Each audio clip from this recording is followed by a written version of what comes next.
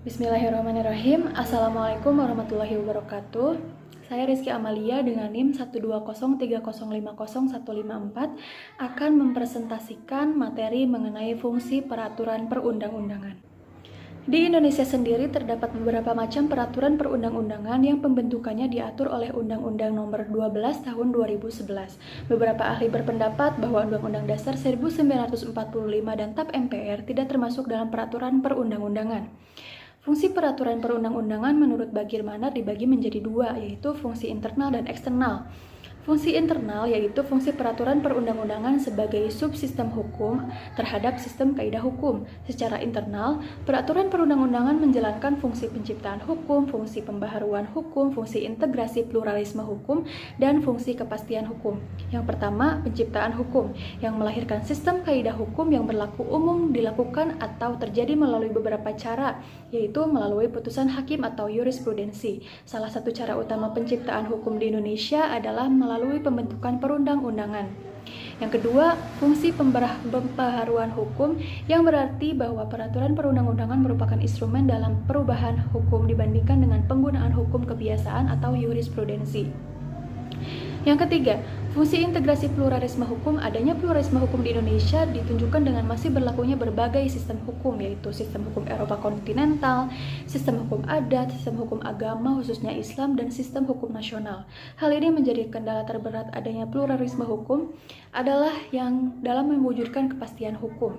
Pemahaman akan pluralisme hukum menurut The Commission of Folk Law and Legal Pluralism by Prof. Anna Griffith perlu diberikan kepada pengambilan kebijakan, ahli hukum, antropolog, sosiolog, dan ilmuwan sosial lainnya.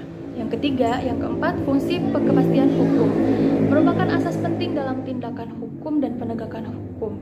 Adanya peraturan perundang-undangan dapat diberikan kepastian hukum yang lebih tinggi daripada hukum kebiasaan, hukum adat, dan hukum jurisprudensi.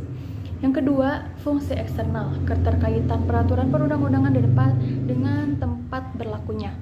Fungsi eksternal dapat disebut dengan fungsi sosial hukum yang meliputi fungsi perubahan, stabilitas, kemudahan yang dapat berlaku pada hukum-hukum kebiasaan, hukum adat, atau hukum jurisprudensi.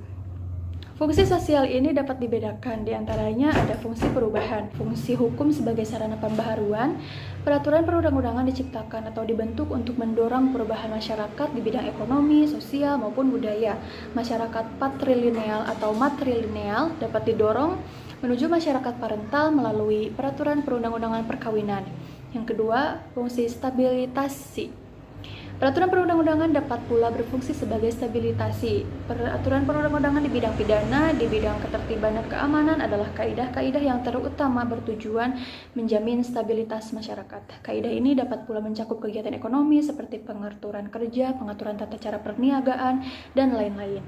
Demikian pula di lapangan pengawasan terhadap budaya luar berfungsi menstabilkan sistem sosial budaya yang telah ada.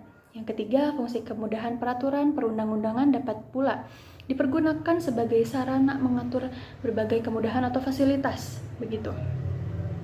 Seperti keringanan pajak, penundaan pengenaan pajak, penyederhanaan tata cara perizinan, struktur permodalan, dan penanaman modal merupakan kaidah-kaidah kemudahan. Namun, perlu diperhatikan tidak selamanya peraturan kemudahan akan serta-merta membuahkan tujuan pemberian kemudahan.